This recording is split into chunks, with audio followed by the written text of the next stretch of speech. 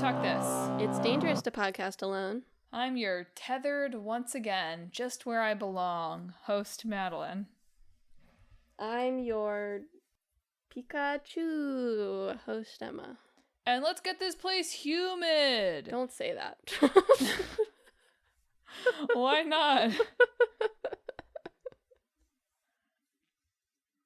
That's right. Thanks for tuning into this week's episode of Talk This. It's 6 weeks in gaming. Actually, 6 weeks this time. Yeah. It's refreshing. The first time in a while, it's been actually 6 weeks in gaming. Not just, what's on the tin, 6 weeks in gaming, but actually 7 weeks or 8 weeks. No, 6 weeks. A nice, manageable, bite-sized episode, no doubt. Yes, I was writing down my games. I was like, oh, how nice. A reasonable number. Yeah, well, me too. I've got 3, baby. 1, 2, 3. Count them. I have 6. So probably that means you should start. Yeah. It's the moment everybody's been waiting for. The time. Oh, no. The return of the report. No! That's right. I made Rien Schwarzer in the Tomodachi Life demo. That's right.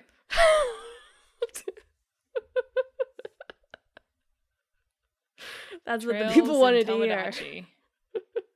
hear. I did play the Tomodachi Life demo. I won't talk about it much besides that, because I'm sure I will play the full thing as the Miis in the demo now encourage me to do every time you talk to them.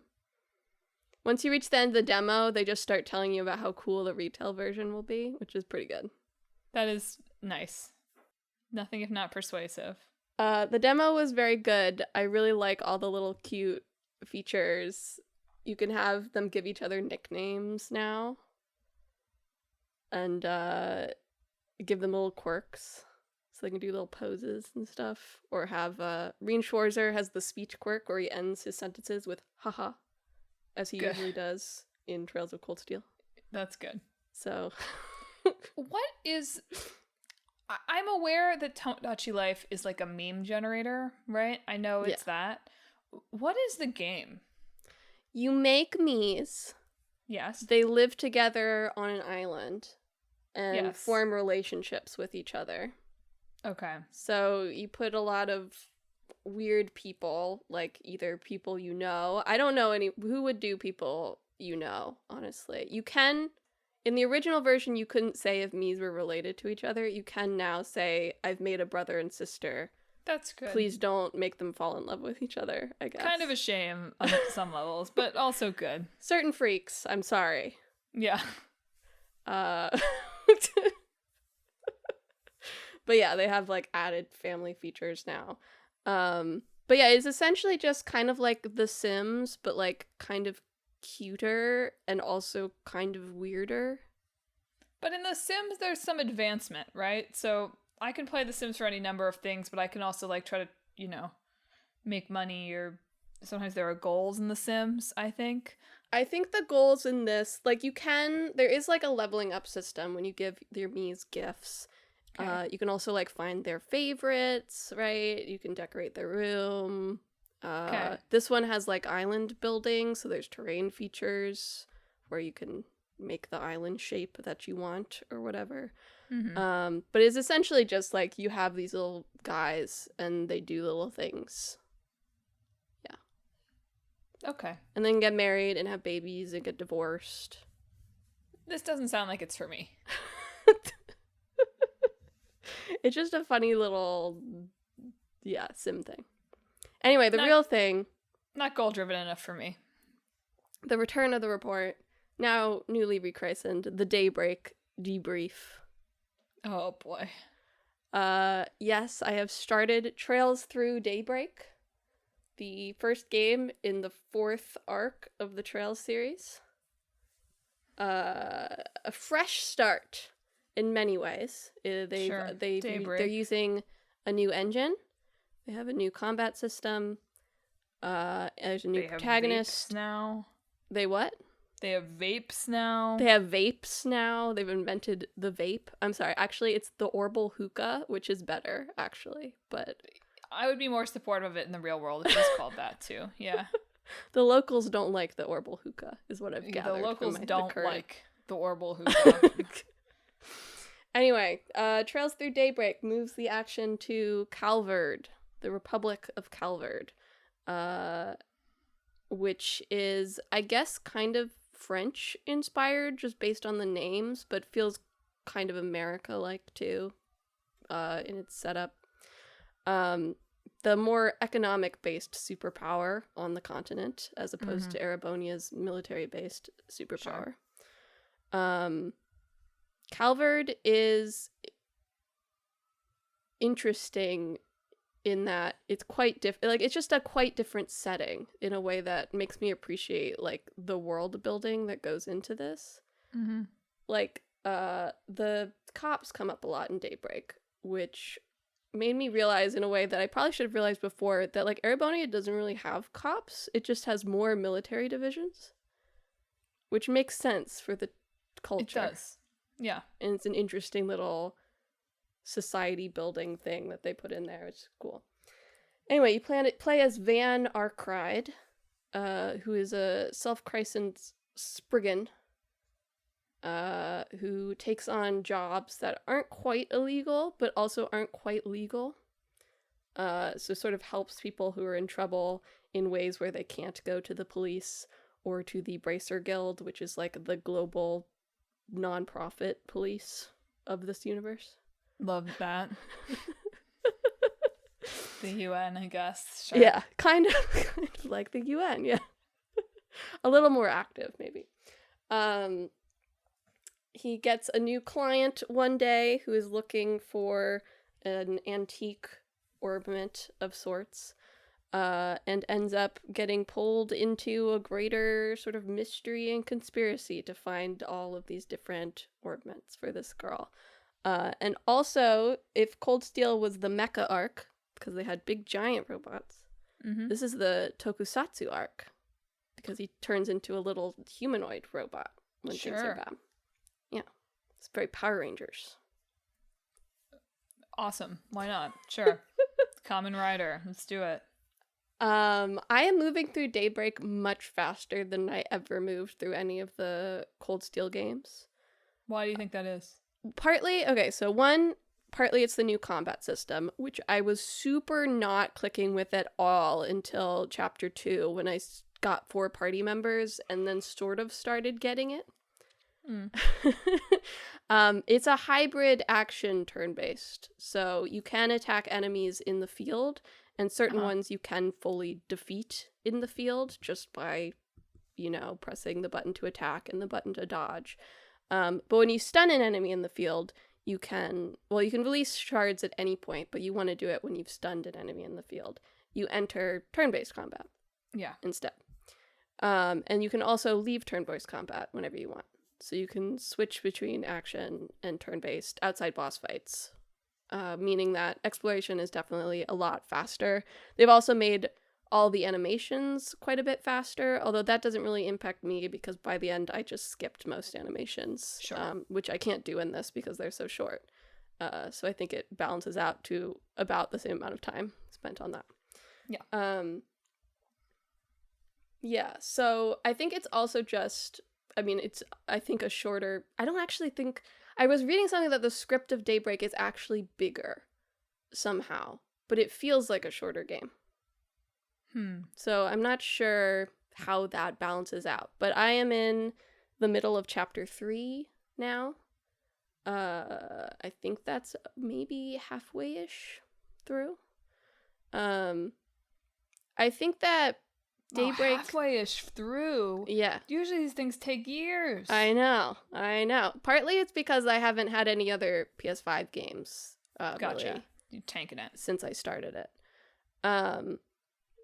I think Daybreak leans into the best and one of the worst impulses of Trails writing. I think that the cast is much smaller and also is following the more traditional structure of like introducing a new party member each chapter. And I think that the character work being done is very good, like up there with what I know Trails is capable of. I don't think I'm qualified to go into a whole thesis on the worst part right now on this show. I feel like I should write like a clickbait article that's like, you can't believe how much Trails would improve with this one simple trick.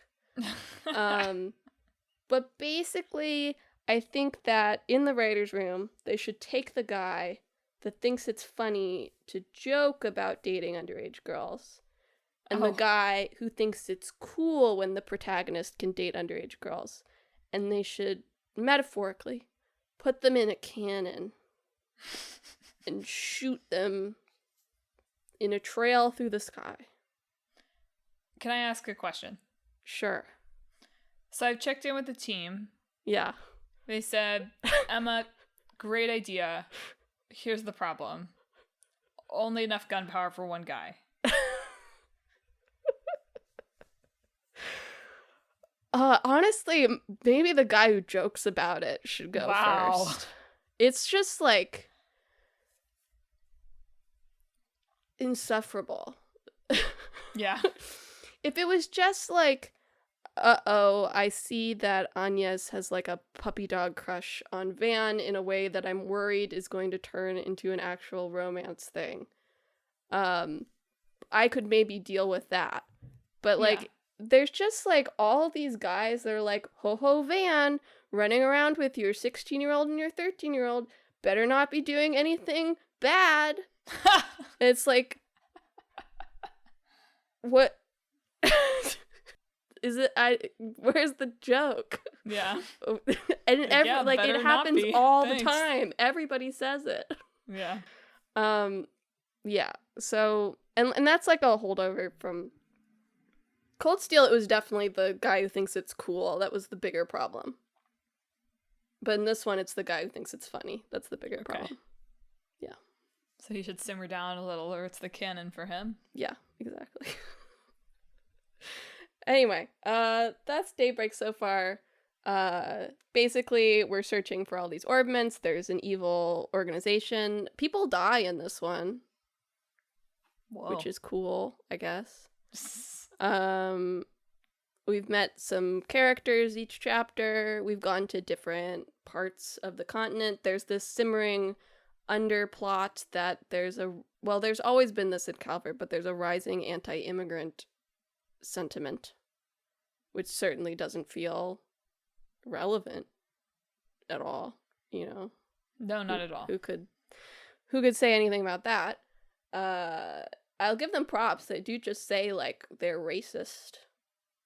Yeah. Which I feel like is a big hurdle for a game. So, yeah. Maybe I'll be done with Daybreak next time. Probably not. But, like, maybe. That's maybe. Wild.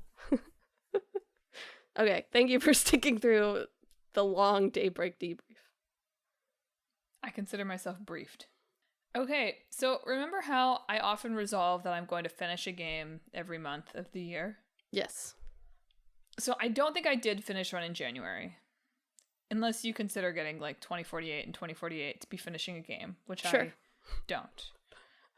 I think in an alternate universe, maybe we could have finished Baby Steps. Whatever. The point being, I did finish a game in February and in March. I think I will finish one in April too.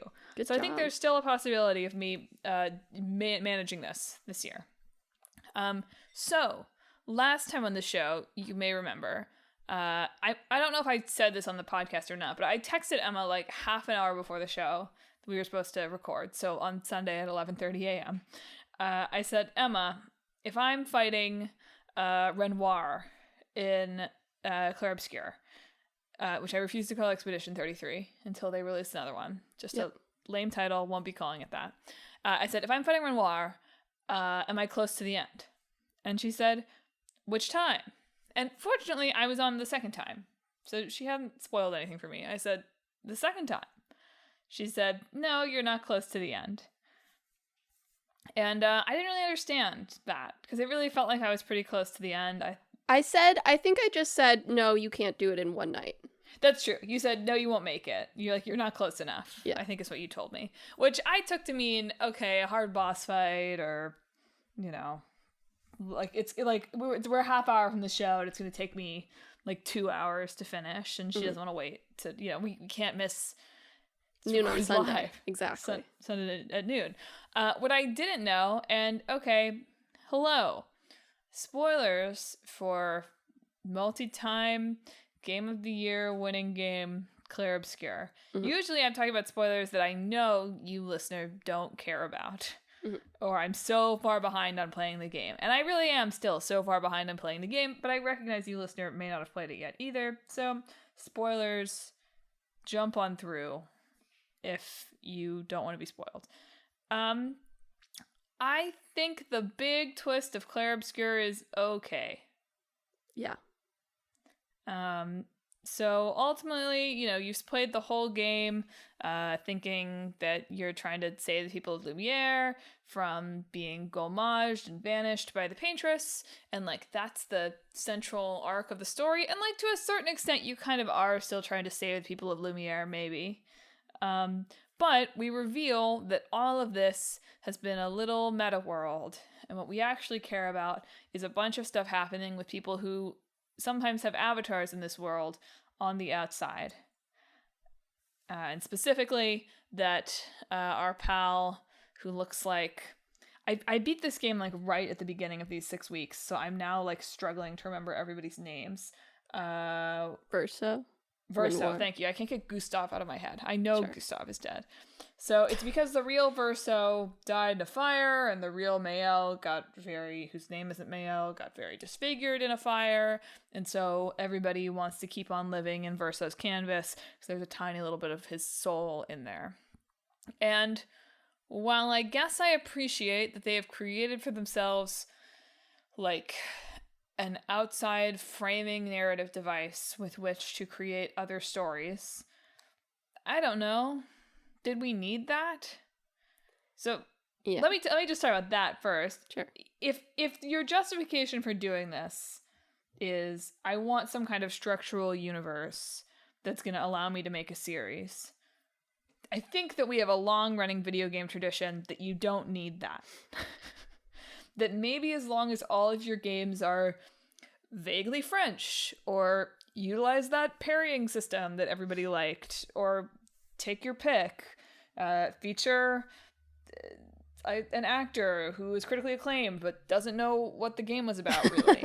Sure. Like, take your pick of what the defining element of Clair. Feature that one, you know, our big bouncy friend happens to be in all of them, like a Moogle, right? Yeah. You could pick something to carry through without necessarily having to have some kind of like big overarching underdeveloped meta story, in my opinion. I don't think that's why they I did don't it either. I'm just addressing that one thing that, okay, part of it jumped out to me as like, oh, okay, they've like created a universe for themselves and they're gesturing at bigger picture conflicts that are taking place in this universe. And that could be a storytelling thing that continues from here. But I didn't find that very interesting as, or necessary in terms of how games work. Yeah. And then I don't know, like there are some affecting ideas, I guess, in this story of, oh, you know, they don't want to, they're all kind of destroying themselves in different ways based on their relationship to this canvas. And yeah, I liked the idea of at the end being able to choose whose side you were on. But I think ultimately it was a little simplistic. I like fighting other characters who have been in your party, right? That's a fun game thing that to a certain extent only games can do in that way. So like a lot of things that happened here were interesting to me. They had some like big dramatic final boss stuff that like we know I love that. So a lot of stuff that should be kind of Madelyn core, but like in the end, was it as affecting as I wanted it to be, or as they seem to think it was? No. That's pretty much exactly where I landed on it. Yeah. I think I would add, like, I think it could have ended worse. I think they could have done a worse job with it, too. Yeah. My thing also is, like, I like the family drama in isolation. Yeah. And I like a lot of the fantasy adventure stuff they've been doing prior in isolation. Yeah. And I don't think that these two things marry thematically well enough. It's more like the family drama's themes, like, overwrite everything the game was about up until then. Mm-hmm. Like, they like using the, like, we continue for those who come after, like, phrases in their marketing, but those things don't frickin' matter, actually, to the ultimate story. We continue, I think you could thematically tie. I guess so. But yeah. Ultimately, I think it's interesting to me. I think you could have had a lot of the family drama dynamics without, like, something that I feel like Claire Obscure got a lot of deserved praise for was the world building that didn't necessarily spoon feed to you right away what was going on. Mm-hmm. And I do feel like once we got into this, it's not even really the final third of the game, right? But the quote-unquote final third, right? It's very inspired by classic RPGs when you just have, like, the third disc that's, like, you can go wherever you want or you can go to the final boss. Yeah. I did feel like once we got to that part of the story, it started to be a little bit more... I mean, they didn't get into very much of what's happening in real fake France as opposed to fake France. But they did do a lot more of, here are the dynamics, and we're going to kind of spoon feed you the dynamics here in a way that I feel like a lot of the rest of the storytelling didn't do, in a way that was often, more successful than you see in similar games. So interesting to pivot into something much more obvious at the end. Yeah, I think, honestly, my biggest, very specific critique is the one time where you see the real Mael talking to her sister in the real world. Yeah. And the real Mael does not have a voice, but Clea seems to be able to talk to her entirely normally. Right, anyway. Which is so against why she wants to keep living in the painting. Yeah. It's just so she can explain to the player, I guess, what's going on. It's a very clumsy scene. Anyway, I also think, I mean, even if they were going to do this, I think it was a mistake to create so clearly a good ending and a bad ending.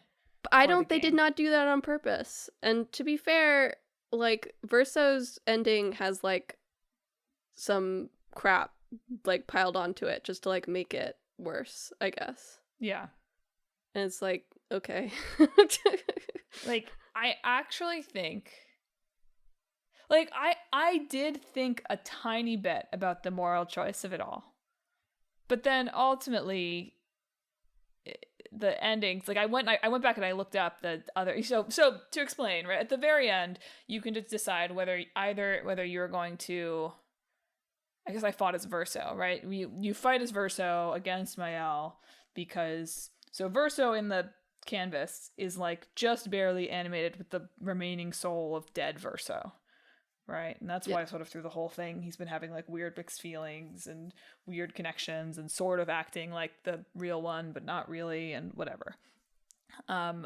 So you can choose to either fight as him against Mael to ultimately destroy the canvas because, he still cares about his family and he wants them to be free and he doesn't want Mael to stay here and trap herself here forever. Or you can fight as Mael against Verso and ultimately, like, keep the canvas and... she's claimed she'll go back to the real world one day. And I think that there is probably actually stories you could tell where those endings end up in a more ambiguous way. But ultimately, it seems like the family is, like, mostly ready to heal and move on in the good ending versus the bad ending where it's like, well, she's going to die. Yeah. Some people go with Mael because they don't like the idea of, like, killing everybody in the canvas. Yeah.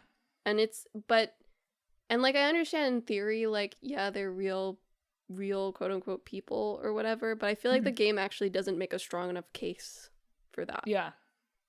I don't really feel it as, like, they're real people. Yeah. I suppose. Yeah. Well, particularly given that they all expected to be, pretty much wiped out in about 20 years anyway. Yeah. So yeah, it's the kind of thing where had they introduced this meta level earlier, I guess, maybe there could have been more exploration of the complex moral dynamics of wiping out these storybook people. But ultimately, particularly because there is not a lot of, you get freed into this RPG disc 3 of like you can go anywhere. So there's not a lot of like structured storytelling that happens between you learning about this and having to make the choice. Yeah. So, yeah. Ultimately, the game was very fun. And the story is not so bad that I would say... I mean, I enjoyed much of the story, and I thought this ending portion was fine. Yeah.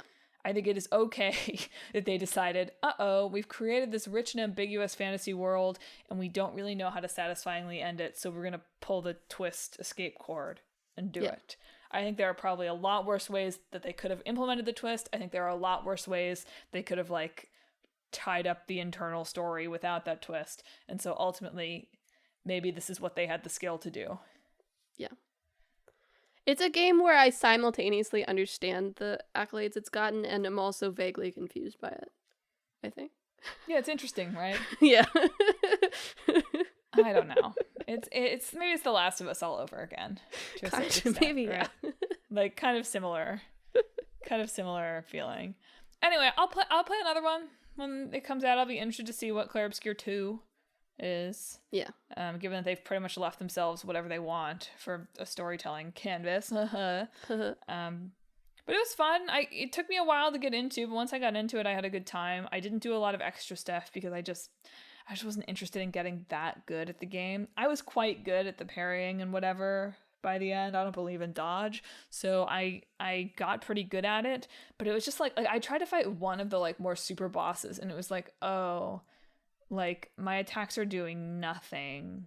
Yeah, this isn't fun. Yeah. So there we go. My February game. I did it. Woohoo! I did it. Back to you. All right, a couple of quick ones.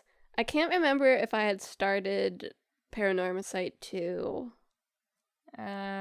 when we talked last time. I definitely had not finished it. But I played the second Paranormicite, which is a horror-adjacent mystery VN adventure game from Square Enix. I was very excited to see when I saw this announced because Square Enix has talked a bit about like scaling down their more small scale development, so it's always just exciting to see them release something that's kind of weird again. Yep. Back to the golden days when they released like 10 weird games all in a row. That's what I want. Nature's healing. So I liked the first Paranormicite. I'm not as rabid about it as I think a lot of people are. Partly, I think maybe I value emotional investment too much, and I should what a value... crazy thing to say, but okay. I should value, like, mind and other types of investment more, I guess. But Paranormicite doesn't get me very emotionally invested most of the time. I did like this one better. It's an anthology series, so it takes place in the same universe, but this is an entirely different setting. It takes place on the fictional island of Kanishima, also vaguely sometime in the 80s in Japan. And this one is centered around mermaid legends. Sure. So various characters all converge on this island, all searching for mermaids for their own reasons. And there's also several curses that are descending upon the island that will cause mass catastrophe within a few days. So this one, Paranormicite plays a lot with like meta elements, and this one also perspective switching, and this one also plays a lot with non-linearity. So you unlock events out of order and don't fully realize like something's happening way later until you unlock more events and it moves it further down the timeline. Right, that's interesting. It is interesting. I think it was very successful at using its non-linearity. to disguise twists in a way that didn't feel cheap, I Mm-hmm. suppose. Some very clever stuff with using like your expectations of video games as storytelling techniques. A very clever final puzzle to unlock the true ending. I don't want to get too far into it because really part of the joy of Paranormal Sight is like discovering the weird ways they've like laid clues for you, and especially like the way it tells you things like off the bat that help your understanding of the story, but you don't fully get what they mean until later when all the pieces sort of come together in a really satisfying way. Another video game here, huh? Like, what else could do non-linearity in quite that way, right? That like timeline way. Yeah. Yes, it's quite cool. And a much stronger ending, and I think that I got closer to being emotionally invested than I did with the first one, which I was mostly like, oh, cool. Oh, clever. Yeah. There were just more character dynamics that I found interesting in this one versus like there's like one in the first one that I thought was interesting. Yeah, so I do, if you like VNs and you like mysteries, I do very much recommend the Paranormal Sight games. They're very cool. They're probably some of the most cinematic games I've played. They have like 2D sprites by The World Ends With You artist, but quite different style than that. And then photographed backgrounds it's a 360 environment, so you could turn all the way around, which they play with sometimes for scares. And it's just very aware of where it places the camera. So even though it's like a game with sprites, it feels like they're sort of like 1,000 Times Resist, I guess.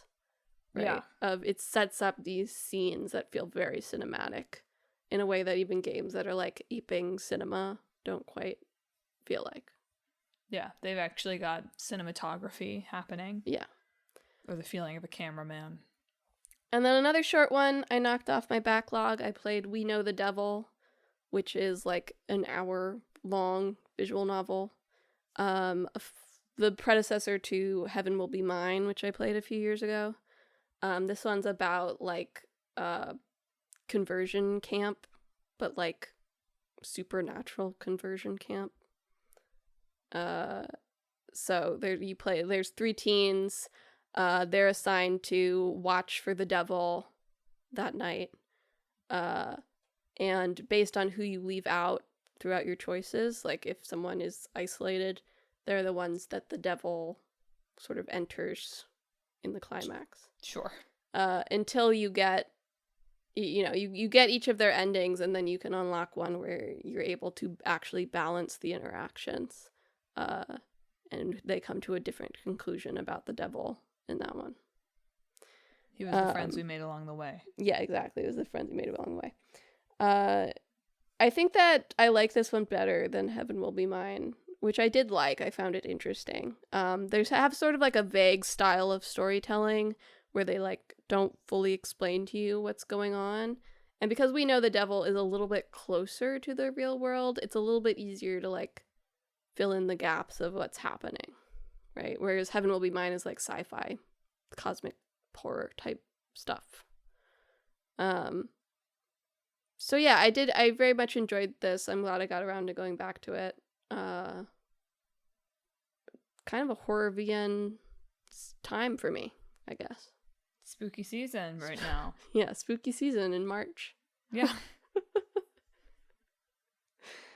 All right, you go ahead. All right, I'll save my March finish, which won't be a surprise to anyone. We'll roll over to it soon.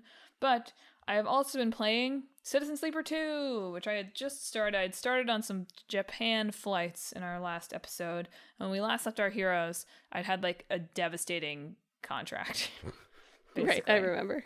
Where I lost track of time, and we got caught, and we had to run away, and I had like one working die.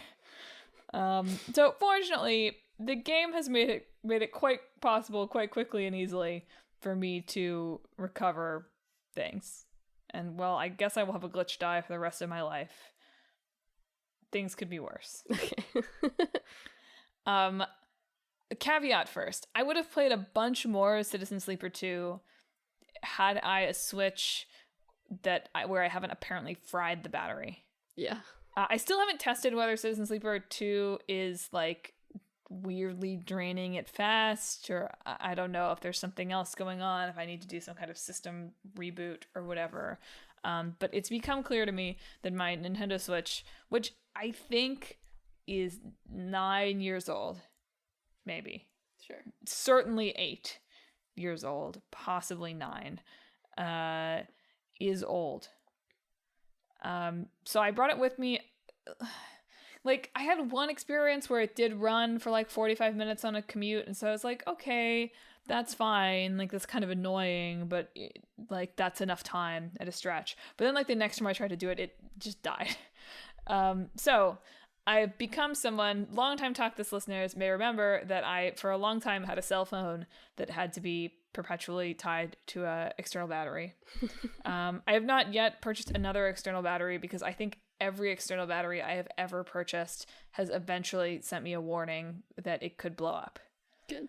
Which I realize is how batteries are, but I don't know. I carefully researched my last one, and I still, in the past few months, got a like, hey, this has been recalled, could blow up thing. And I'm like, that's the thing that my phone was attached to basically 24/7 for a couple of years, including a significant amount of air travel. Then we're good. We're glad that it didn't blow up. Thank goodness it didn't blow up. Anyway, I am not attaching my Nintendo Switch to a battery. I am instead tethering it to my laptop, which is probably fine. Sure. So that I've been doing in recent days commuting, and has been working quite well. I didn't think it would. I thought maybe my laptop would not have enough power to combat the like super drain of my Switch, but it has been fine. Anyway, I'm glad to report that I am not finding Citizen Sleeper 2 to be particularly difficult so far. Yeah. Did you think this one was easier? I didn't think the first one was easier. No, I did not think it was easier. Yeah. I think because of how the contracts work, I felt like kept the difficulty up for That's true. I a agree little with longer. That the contracts had difficulty that maybe the day-to-day didn't quite have. I agree with that. I actually feel like the day-to-day is even more relaxed. And that might be because of the disaster that I had at the beginning. I exited with a tremendous amount of money. Because I had raised a bunch of money with the goal of like, okay, like I'll buy this guy out if I have to, but like I'll do the contract. And what happened was I came back from the contract and then we were like, we gotta get out of here, Sleeper, we gotta get out of here. And so yeah, I think I did it in the opposite order and did not get the money from the second contract because we were fleeing. Awesome. So yes, so I had money. And that has made it, because the guy following you, the lane following you thing goes down every time you travel, and I have right now what feels like a lot of money, I just never have a problem traveling. So it's not, I thought when I was like first going to a contract, I was like, okay, like I gotta be careful because of what happened before. I can't let him catch me while I'm away. But going to a contract takes you down by 3 too. So anyway, I am getting into it. I'm like getting sucked in again. I'm enjoying it. It's good. But I'm getting sucked in and enjoying it because it's not like overly hard. I'm feeling like pretty in control of what's going on. It's been funny. Like I read the first Expanse book, right? Which also takes place in the Belt. So it's kind of funny to think of this as like an extended universe of that, having like read that book and then really gotten back into this. Was funny. The text is still too small. There's no reason for it to be that small. Why can't it, like there's nothing going on the other side of the screen. Just make the text bigger. Yeah. What are we doing? But I'm enjoying it. I'm sure it will be my April finish. It's been a good commuting game, although you have to be careful. It's definitely the kind of game where I could see myself like being like, oh no, my stop was 2 stops ago. Because I'm like trying to finish this scene or accomplish this thing. But I like the contracts. I'll be interested to see where the story is going. Can I ever get rid of the glitch die? I think there's ways to fix it, yeah. I mean, I've been like doing better dice and better dice and better. Maybe I just have one more I need to repair, and maybe it'll go away. That'd be cool. I don't remember how it works, but I'm pretty sure I always have a glitch one, which I basically don't use. Also, how do I get anyone useful to come with me on a contract? They suck. And so much of the time I don't use my companions because it's like, okay, like the operational stress is going to go up if I get anything less than a positive outcome on this. So like, unless they're going to hit a 6, we can't try it, baby. So, I think you can usually let the stress go up a little bit. You can let the stress go up a little bit, but I made a mistake and I cut something off an asteroid one time, and now I've learned my lesson. Okay. Fair enough. But we're having a good time out in space, so I look forward to finishing that one, and I'll probably chase it with... I thought about starting this, and then I was like, no, why would you play 2 games that are, like, to some extent kind of similar at the same time? I thought about also starting I Was a Teenage Exocolonist, but I sort of felt like they might have vibes that are not the same, but too similar to be playing at the same time. Yeah, fair enough. I'm looking forward to you playing that, though. I am too. I have been looking forward to playing it since we played it at PAX. And I really did think about starting it a couple days ago, and I was like, no, don't do it for the show, Madelyn. Yeah. Just play Citizen Sleeper and then start this one. All right. I also finished Devil Survivor Overclocked. Big Devil 6 weeks. True. Which is, I guess, my yearly Shin Megami Tensei game now, and also my yearly 3DS game. These are the same. Sure. I liked it. I think I liked it better than any of the mainline Shin Megami Tensei games that I've played so far. All right. It sort of sits between the mainline and like Persona in that it maintains like the law chaos spectrum thing that Shin Megami Tensei has that Persona just like jettisoned, right? Yeah. But there are more, usually in mainline there's the law ending, the chaos ending, and then maybe the neutral ending. Mm-hmm. They're all quite extreme. Yeah. This one, I think, based on my understanding, has chaos ending, neutral chaos ending, neutral ending, neutral law ending, neutral law Melkotel. Yes, neutral Melkotel. And I think just by adding those 2 endings, like, in the middle part along the spectrum, it makes the whole spectrum, like, more interesting. Yeah. Right? Like, usually what happens near the end is, like, characters who I've thought were interesting, like, just suddenly take a swerve into, like, total extremes. Yeah, right? Big stance. Which, like, can be good, but, like, usually it doesn't feel like it comes from anywhere. Right? Well, it just comes from... a lot of your choices, too, right? Like, if it's just going to be... It's black or white. Yeah. So, yeah, you take choices, but usually there's, like, a representative character. Sure. Right? And those characters become, like, very extreme versions of themselves without necessarily much justification. Yeah. And I think this one, like, because the Chaos Rep does not have to, like, move along the spectrum at all, they can just be kind of themselves. Yeah. And that's more interesting, I think. It's not, like, deep character drama, but I think it makes more effective use of the law chaos idea that it wants to play with. That's cool. You have to figure out some way to bring the demons under control or get rid of the demons in this lockdown, or else the government is going to kill everybody in the lockdown, essentially. Okay. So on the 7th day, you have to pick what choice you're going to make. Like, whose idea are you going to go with as a way to deal with the demons? To Devil Survive. Your friend's idea, which honestly, probably not a really good idea, but I went with it because nobody has good ideas, so it's fine. Okay. But it's essentially like, can we change the way the summoning program works so that like only certain people have access to demons, and also the control is like greater over the demons so that they will do exactly what you tell them to do.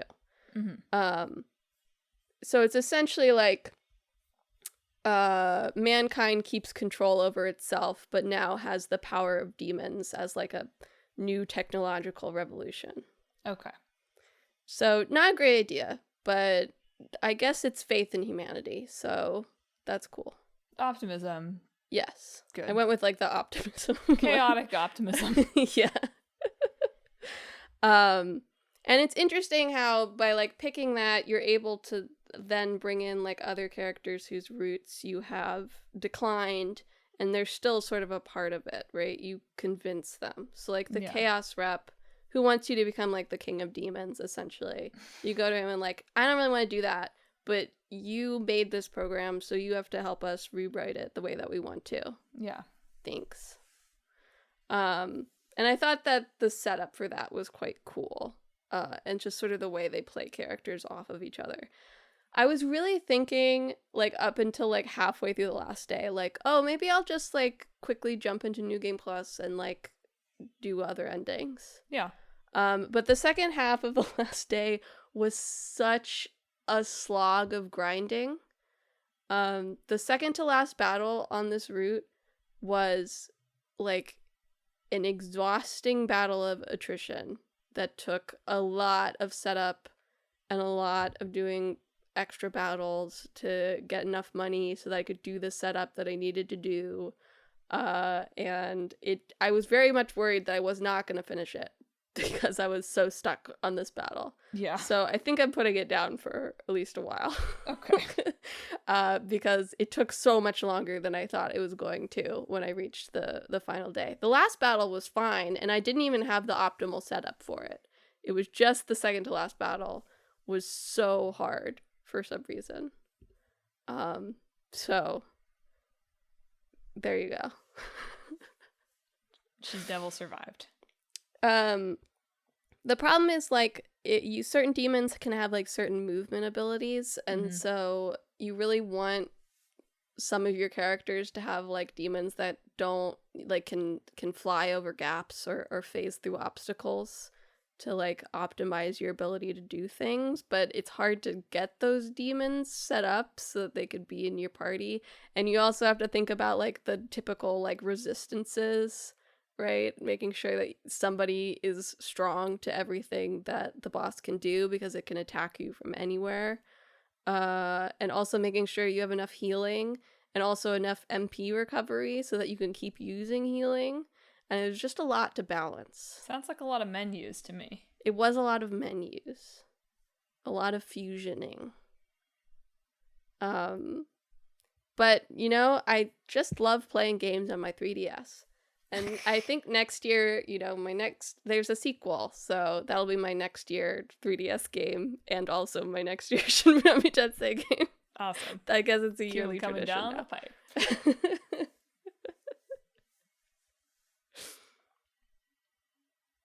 Do you have one more? I have one more. You have one more, right? Okay, in March, I rolled credits, literally, on Once Upon a Katamari. Nice. Pop it in the upper echelon, baby. Once Upon a Katamari is as good as either of the two classics. It's new era, for sure. Like, is the king a little too easy to please? Or does it feel easier just because you know what goal you have to achieve? Probably. Probably they should have a setting where you can toggle off I've already hit S rank. I think that might do a lot to make the feel a little bit more like the old ones. But there are some awesome levels here. The one where you have to make your Katamari sweet and avoid non-sweet things. A fun mix, a fun update on the hot and cold Katamari. The Cowbear level sucks. They've got 3 sumo-y roll the person through the food levels, which is what the people want. They've got a giant one where you roll for like almost half an hour, I think. 20 minutes? I don't know. It's got the good stuff. And would I like to see more? Yes. Are there even levels I have not unlocked yet? Yes. Will I go back and cousin hunt to unlock them? Maybe. I don't like the phrase cousin hunt. That's what it is. Can't describe it any other way. That's what it is. So yeah, it's got some satisfying. I don't know how I feel about the like collectathon ethos of it, but I like a number go up in that sense. I like a sense of accomplishment as much as anybody, so I'll take it. But yeah, is the story as compelling as the first two? No. You know, there's moving stories about our astronaut family and the young king and the king falling in love with the queen in the first two. And this is not that. That is one knock I'll give to it, is that, well, I enjoyed the little, the queen goes to each era and kind of messes things up anecdotes that are sprinkled throughout. The overarching story was not quite as strong. However, the ability, the decorations for my little guy were good. The levels are really strong. Please make more. Please give me more. There's even one where they were like, oh, you're back in the world. It's like modern day, and you roll in the original Katamari world. I was like, that's cool. That's a fun little, like, you're back in the OG room. Nice touch. So yes, you have to play Once Upon a Katamari, listeners. You have to. I need them to know that we have to make more. And as we learned when we were talking about Crazy Taxi, Katamari is patented, so nobody else can make it. Bandai Namco has to make it. Mm-hmm. So please let them make more. Don't let me wait another, 15 years between an original Katamari level. Please. Or even just bring some of the stuff from the mobile, bring the mobile game to screens. That would be fun. That would be fine. I would take that. Please, more Katamari. It's so good. Yeah. I expected it to be disappointing, and it was really up there. I'm glad for you. Me too. That's all I've got to say. That's my March finish. Probably game of the year. All right. Cool. Yeah. Well, I got a Nintendo Switch too. Let's get this place humid. I did not really get a Nintendo Switch 2 for Pokopia. It was an investment piece. But it was convenient that there was a big Switch 2 original coming out. Yeah. Or exclusive. I don't know why I said original. Switch 2 exclusive. It's coming out. Yeah. Around the same time I bought it. So yes, I did just dive in on Pokopia, which is from the Dragon Quest Builders team, and is apparently quite like Dragon Quest Builders, but I don't know what that is, and you probably don't know what that is. So it's like Pokemon and Minecraft and Animal Crossing. Kind of. Yeah. All together. You play as a Ditto who has transformed into some approximation of their trainer. And wakes up all of a sudden on a totally deserted world. Totally deserted and destroyed world with nobody but one Tangrowth that is also there. However, as they come out and start seeing things, Pokemon start reappearing, and the Ditto starts learning abilities that allow them to restore the environment to a more livable state for Pokemon. Let's get it. So, your goal as Ditto, as requested by Professor Tangrowth, is to create more habitats for Pokemon, improve their quality of life, and create just a really nice city that maybe, as the Pokemon have been drawn back to nice habitats, maybe humanity, which is mysteriously gone missing from the planet, will also be drawn back to their nice habitats if we just make the world beautiful enough. There's a lot of dark undercurrents to the recent Pokemon games. Yeah. But there have always been dark undercurrents. Team Rocket is pretty dark. Yeah. But a lot of weird environmental storytelling dark undercurrents lately. I do feel like the dev team, well, I guess, this is Koei Tecmo, but with Game Freak. I do feel like there's some thoughts at Game Freak. Also based on they have Beast of Reincarnation coming out, which also feels like it has environmental themes. some environmental anxiety over at Game Freak is sort of what I'm picking up. I mean, also just some, like, I don't know, the whole Legends Arceus, like, I've time traveled to the past and I'm stuck here. I don't know, there's some dark storytelling for humanity. Anyway, continue. Yeah. I think that Pokopia is completely kid-friendly. You could give it to your kid and they'll probably have a great time with it.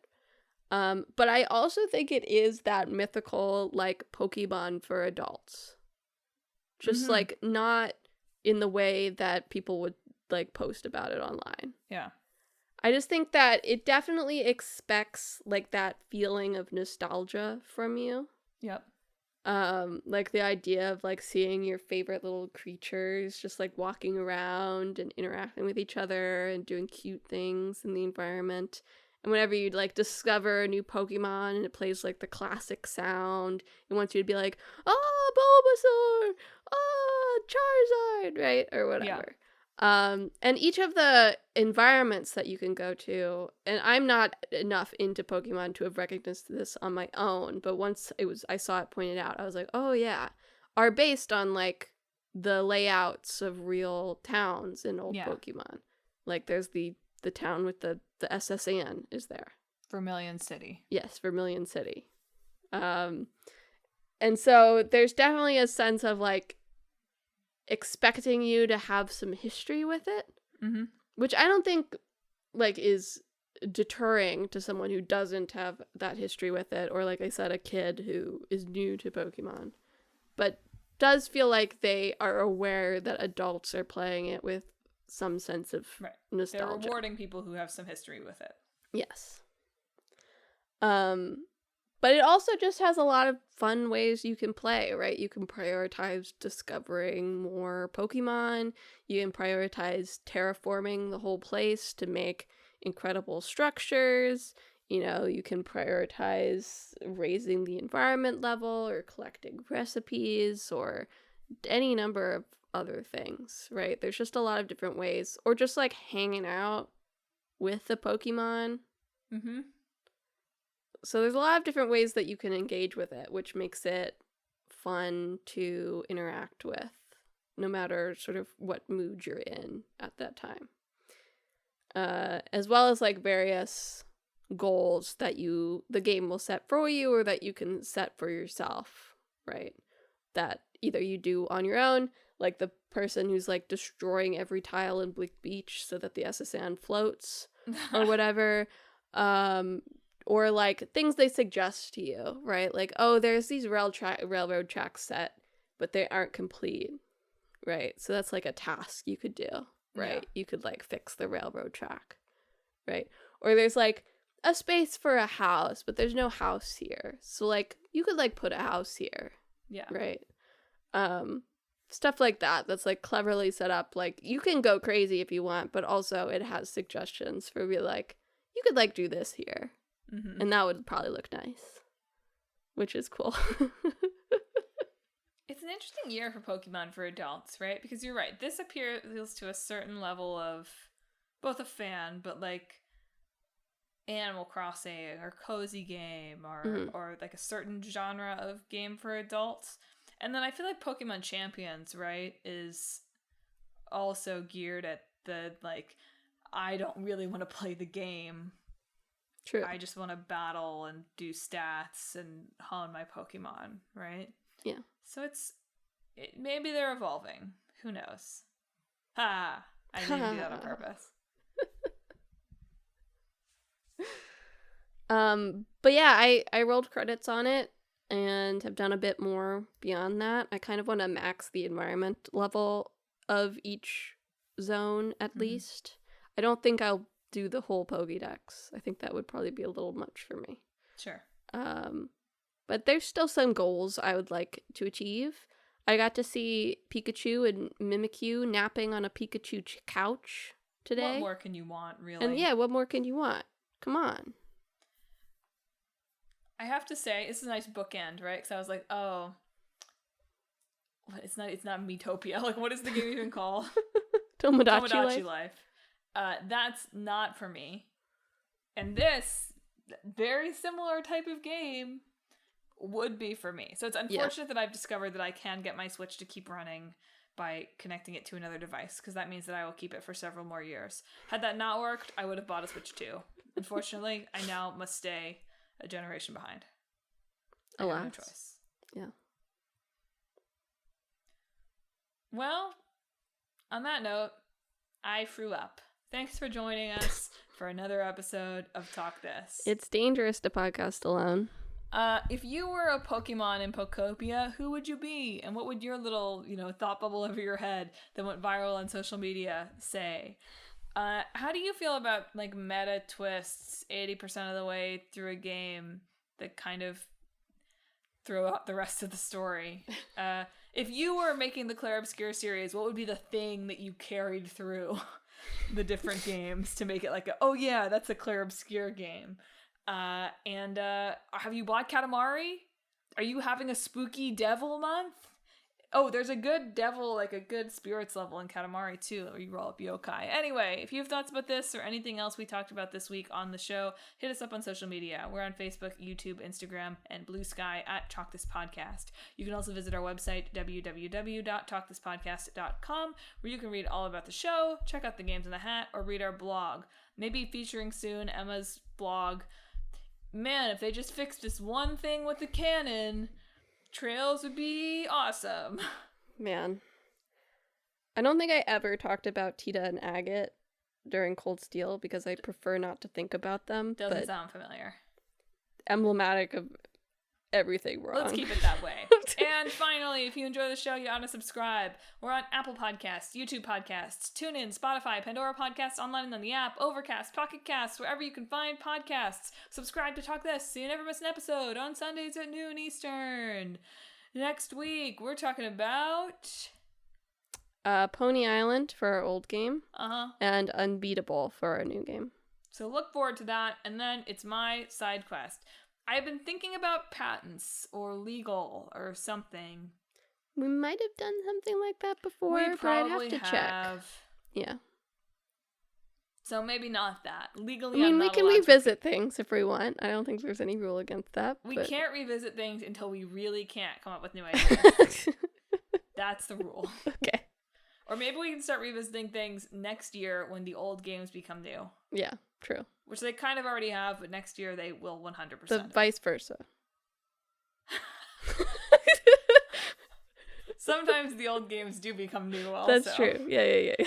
Anyway, that's it for this week's show. Thanks for listening. Emma, sign us out. This week, I hope that you are able to find all of your cousins.